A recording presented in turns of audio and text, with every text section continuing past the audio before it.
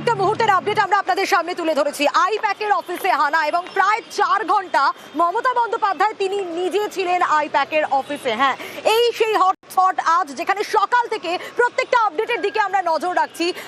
1টা বাজার কিছুক্ষণ আগেই মমতা বন্দ্যোপাধ্যায় এইখানে সল্টলেক সেক্টর 5-এ আইপ্যাকের যে অফিস সেখানে এসে উপস্থিত হন এবং তারপর সাংবাদিকদের মুখোমুখি হন এবং তথ্য চুরির অভিযোগও তোলেন মমতা বন্দ্যোপাধ্যায় সেখানে। আপনারা জেনে রাখুন, এই অপারেশনটা স্টার্ট করেছে ভোর 6টা থেকে, যখন অফিসে কেউ ছিলই না প্রায়, এবং তারা এসে আমাদের পার্টির সব ডেটা, সমস্ত ল্যাপটপ, সমস্ত আইফোন বা ফোনে যে সমস্ত স্ট্র্যাটেজি আছে ইলেকশনের, ইনক্লুডিং SIR আমাদের কাজ চলছে মানুষকে সাহায্য করবার জন্য, সেগুলো সব ওরা ফরেন্সিক টিম নিয়ে এসে সকাল থেকে ট্রান্সফার করেছে। আমি মনে করি এটা ক্রাইম। একটা পার্টি অফিসে, এটা প্রাইভেট অর্গানাইজেশন নয়। আপনারা সবাই জানেন আইপ্যাক আমাদের অল ইন্ডিয়া তৃণমূল কংগ্রেসের, এটা আমাদের অথরাইজ টিম, এবং সেই অথরাইজ টিমের কাছ থেকে সব কাগজ ছিনিয়ে নেওয়া, সব লুট করা, এবং কাগজ টেবিলগুলো পুরো ফাঁকা পড়ে রয়েছে। তার মানে সব কাগজপত্র এবার বলুন আবার নতুন করে তৈরি করতে গেলে ইলেকশন তো পেরিয়ে যাবে। এটা কি ওদের ঠিক হয়েছে? আমরা রেজিস্টার্ড পলিটিক্যাল পার্টি। আইপ্যাকে ইডি এবং অমিত শাহ স্বরাষ্ট্রমন্ত্রীকে আক্রমণ করেন মমতা বন্দ্যোপাধ্যায়। বাংলা জিততে হলে ভোটে লড়ে আসুন, SIR নিয়েও কটাক্ষ করেন মমতা বন্দ্যোপাধ্যায়। अगर अमित शाह आपको बंगाल को जीतना है तो आपको हिम्मत है तो आप इलेक्शन में लड़ाई करके आइए। आप क्यों हमारा पार्टी IT सेक्टर को रेड करके पूरा पेपर ले लिया?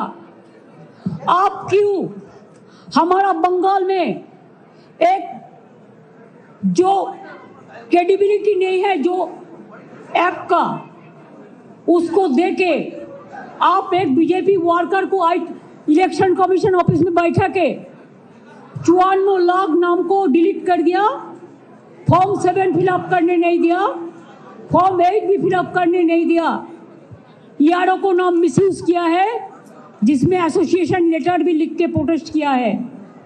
इसका बाद जो आपको BLO जाके सेटिस्फाइड होके जो नाम उठाया था लिस्ट में, उससे भी आप देख के चुन के और बीजेपी का लिस्ट बना के आपने 1.5 करोड़ लोगों का, अबाउट 1.5 करोड़ आपने नोटिस दिया है लॉजिस्टिकल डिस्क्रिपेंसी का नाम पे, लेकिन वो लिस्ट हम लोगों का पास में नहीं है। ফের কমিশন বিজেপিকে একযোগে নিশানা করেন মমতা বন্দ্যোপাধ্যায়। বিজেপির ইশারায় কাজ করছে কমিশন, কটাক্ষ মমতা বন্দ্যোপাধ্যায়। इलेक्शन कमीशन जो कर रहा है और बीजेपी का इशारा में पूरा व्हाट्सएप में काम कर रहा है। There is no written direction. उन्होंने 20 बार उसको डिसीजन चेंज किया है। बिहार में भी SIR में जो सिस्टम रखा गया था, बंगाल में वो नहीं मानता है। हमारा होम डिपार्टमेंट का कागज नहीं मानता है, डिस्ट्रिक्ट अथॉरिटी का कागज नहीं मानते हैं, ERO को कागज नहीं मानता है। कहता है जो बीजेपी करते हैं खाली उसका नाम वोट में उठेगा और किसी को नाम नहीं उठेगा। আর SIR-এ বেছে বেছে মহিলাদের নাম বাদ দেওয়া হচ্ছে, কটাক্ষ করেন Mamata Bandyopadhyay. You will be surprised to know maximum women voters' name are being deleted. Why? Maximum young generation, they are not allowing to enlist their names. Even election commission is not giving us what they say logistical discrepancy. Newly they started, it was not in the SIR rule. Absolutely new one. That record is also not with anybody, not with the district magistrate, not with the state government. Logistical ডিসক্রিপেন্সির নামে আগে 54 লক্ষ লোকের নাম বাদ দিয়েছে। Even out of that, nobody is allowed to submit their form number 7 or 8. Even a murderer is allowed to defend himself. But the genuine voters, maximum the women who married recently or earlier after 2, their title is changed and their address is changed automatically because now they became married. They were not allowed. আইপ্যাকের অফিসে প্রায় 4 ঘন্টা মুখ্যমন্ত্রী মমতা বন্দ্যোপাধ্যায়, তৃণমূল নেত্রী মমতা বন্দ্যোপাধ্যায় তিনি থাকেন। সেখানে প্রতীক জৈন আসেন, তার সঙ্গে কথা বলেন এবং তারপর মমতা বন্দ্যোপাধ্যায়ের পূর্ব নির্ধারিত কিছু কর্মসূচি ছিল আউটরাম ঘাটে, সেখানে পৌঁছে যান এবং সেখানে যাওয়ার আগে মমতা বন্দ্যোপাধ্যায় বলে যান তিনি আবার সেক্টর 5 এর অফিসে আসবেন, তার কিছু সেটেলমেন্ট বাকি রয়েছেন, তাই সেই সব সেটেলমেন্ট করার জন্য তিনি আবার আসবেন সল্টলেকের সেক্টর 5 এ। কিন্তু আউটরাম ঘাটে যাওয়ার আগে সেক্টর 5 থেকে বেরোনোর সময় ঠিক কি বলেছিলেন মমতা বন্দ্যোপাধ্যায় শোনাবো একবার। বাংলার উপর যে হামলা ওরা করেছে, এই হামলার প্রত্যুত্তর জনগণ দেবে, এটা আমি বিশ্বাস করি। এবং নিজেদের ফেস সেভিং করবার জন্য ফেস সেভিং ফর্মুলা কিছু গদি মিডিয়াকে কাজে লাগিয়েছে। সেই গদি মিডিয়ার ডিটেলসটাও আমরা নজর রাখছি এবং যেটা সত্য আমরা সেটা সত্য সবসময় সত্যানুসন্ধান করতে দেব। কিন্তু অসত্য কথা যারা বলেছে, বিজেপির কথা শিখিয়ে তাদের বিরুদ্ধে ডিফামেশন করার দায়িত্ব আমার। ঠিক যেমনটা আপনাদের বলছিলাম, মমতা বন্দ্যোপাধ্যায় বেরোনোর সময় ঠিক কি বলেছেন আপনাদের শোনাচ্ছিলাম। আউটরাম ঘাটের কর্মসূচি পূর্ব নির্ধারিত কর্মসূচি, তারপর তার আবার সেক্টর 5-এই ফিরে আসার কথা। সেই নিয়ে লেটেস্ট আমরা কি আপডেট পাচ্ছি, সোমরাজ আমার প্রতিনিধি রয়েছেন আমার সঙ্গে, সোমরাজের কাছ থেকে আরো ডিটেল জানতে পারবো। সোমরাজ, মমতা বন্দ্যোপাধ্যায় সেক্টর 5-এ আইপ্যাকের অফিস থেকে বেরিয়ে বলেছিলেন তিনি আবার সেক্টর 5-এ আসবেন। আউটরাম ঘাটের কর্মসূচির পর পূর্ব নির্ধারিত কর্মসূচি ছিল, তারপর এরপর লেটেস্ট আপডেট কি, তিনি ফিরছেন সেক্টর 5-এ আবারও, যেমনটা তিনি বলে গিয়েছিলেন।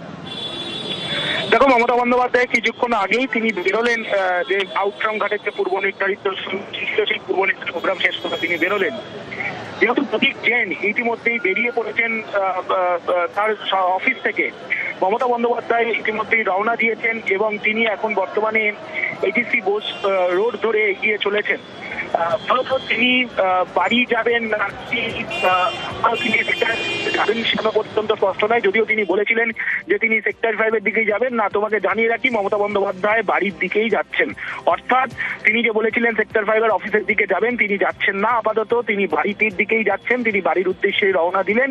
তার কারণ যেহেতু প্রতীক জৈন ইতিমধ্যেই বেরিয়ে পড়েছেন তার অফিস থেকে, শুধু তাই নয়, ইডির আধিকারিকরাও এবং যারা তদন্ত করছিল প্রতীক জৈনের অফিসে গিয়ে, আইপ্যাকের অফিসে গিয়ে তারাও বেরিয়ে পড়েছেন।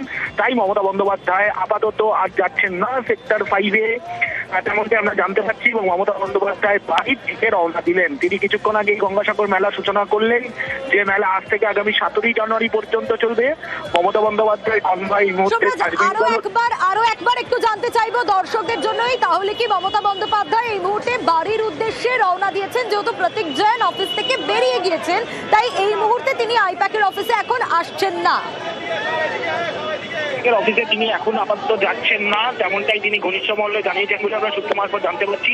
তিনি বাড়ির উদ্দেশ্যেই রওনা দিলেন, তেমনটা আমরা সূত্র মারফত জানতে পারছি। তার কারণ যেহেতু প্রতীক জৈন তিনি ইতিমধ্যেই বেরিয়ে পড়েছেন আইপ্যাকের অফিস থেকে, অন্যদিকে ইডি আধিকারিক অর্থাৎ যারা তদন্ত করছিলেন আইপ্যাকের অফিসে, তারাও এই মুহূর্তে বেরিয়ে পড়েছেন এবং মনে করা হচ্ছে সেই কারণেই মমতা বন্দ্যোপাধ্যায় আর যাচ্ছেন না আইপ্যাকের অফিসে সল্টলেক সেক্টর 5-এ এবং তিনি বাড়ির উদ্দেশ্যেই রওনা দিলেন। যেমন তারা সূত্র মারফত জানতে পারছি, ইতিমধ্যেই তার কনভয়ও বাড়ির যে রুট সেই রুটের দিকেই রওনা দিয়েছে। ফলত মমতা বন্দ্যোপাধ্যায় বাড়ির দিকেই রওনা দিলেন এবং আগামীকাল দুপুর 2টোর সময় যেহেতু তিনি রাজপথে ফের নামছেন, এই কেন্দ্রীয় তদন্তকারী সংস্থাগুলির অতি সক্রিয়তা এবং এসআইআর এই দুটি ইস্যুকে সামনে রেখে আগামীকাল দুপুর 2টো থেকে যাদবপুর 8B থেকে হাজরা মোড় পর্যন্ত তিনি মিছিল করবেন। যাদবপুর 8B-তে একটি মঞ্চ হবে, হাজরা মোড়ে আরেকটি মঞ্চ হবে। দুটি মঞ্চ থেকেই তিনি তার প্রতিবাদের সুর তুলবেন। শুধু তাই নয়, যে মিছিলের রুট এখনো পর্যন্ত ঠিক হয়েছে। যাদবপুর 8B থেকে এই মিছিল শুরু হবে, শুরু হয়ে প্রথমে আসবে যাদবপুর থানা পর্যন্ত। যাদবপুর থানা থেকে সেই মিছিল বাঁ দিকে যাবে, অর্থাৎ প্রিন্স আনোয়ার শাহ রোড ধরবে। প্রিন্স আনোয়ার শাহ রোড ধরে রবীন্দ্র সরোবর মোড়ে পৌঁছাবে সেই মিছিল। রবীন্দ্র সরোবর থেকে সেই মিছিল রাসবিহারীর দিকে যাবে। রাসবিহারী থেকে সেই মিছিল আবার ডান দিকে যাবে গড়িয়াহাটের দিকে। গড়িয়াহাটের উদ্দেশ্যে মিছিল যাবে এবং গড়িয়াহাট পৌঁছে সেই মিছিল আবার চলে যাবে হাজরা মোড়ের উদ্দেশ্যে। আপাতত এই রুটই ঠিক করা হয়েছে মমতা বন্দ্যোপাধ্যায়ের মিছিলের। কাল দুপুর দুটো থেকে এই মিছিল শুরু হবে। তৃণমূল কংগ্রেসের শীর্ষ নেতৃত্বের তরফে ইতিমধ্যেই কলকাতা এবং কলকাতা সংলগ্ন যারা তৃণমূল কংগ্রেসের কর্মী সমর্থকরা রয়েছেন তাদের জমায়েত হওয়ার নির্দেশ দেওয়া হয়েছে। যেটা তোমাকে বলছিলাম যে মমতা বন্দ্যোপাধ্যায় তিনি আপাতত আর আইপ্যাকের অফিসে যাচ্ছেন না, যেটা সূত্র মারফত আমরা জানতে পারছি।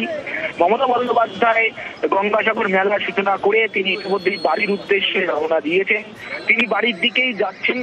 এবং যেটা আমরা জানতে পারছি প্রতীক জৈন, এই মুহূর্তে তোমাকে জানিয়ে রাখি, প্রতীক জৈন তিনি সম্ভবত মমতা বন্দ্যোপাধ্যায়ের কালীঘাটের বাড়িতে আসছেন বলি আমরা সূত্র মারফত জানতে পারছি। প্রতীক জৈন তিনি মমতা বন্দ্যোপাধ্যায়ের কালীঘাটের বাড়িতে আসছেন বলি আমরা সূত্র মারফত জানতে পারছি। এবং মনে করা হচ্ছে কালীঘাটের বাড়িতে মমতা বন্দ্যোপাধ্যায় প্রতীক জৈনের সঙ্গে বৈঠক করতে পারেন বলে আমরা সূত্র মারফত জানতে পারছি। মমতা বন্দ্যোপাধ্যায় কালীঘাটের বাড়ির উদ্দেশ্যেই রওনা দিয়েছেন, আর কিছুক্ষণের মধ্যেই তিনি বাড়ি পৌঁছাবেন। প্রতীক জৈনও বেরিয়ে গেছেন সল্টলেকের সেক্টর 5 অফিস থেকে, ইডি আধিকারিকরাও বেরিয়ে গেছেন। তাই মমতা বন্দ্যোপাধ্যায় আপাতত সেক্টর 5 অফিসে যাচ্ছেন না, তিনি বাড়ির উদ্দেশ্যে রওনা দিয়েছেন। সূত্র মারফত জানা যাচ্ছে প্রতীক জৈন আইপ্যাকের কর্ণধার তিনি মমতা বন্দ্যোপাধ্যায় কালীঘাটের বাড়িতে আসতে পারেন।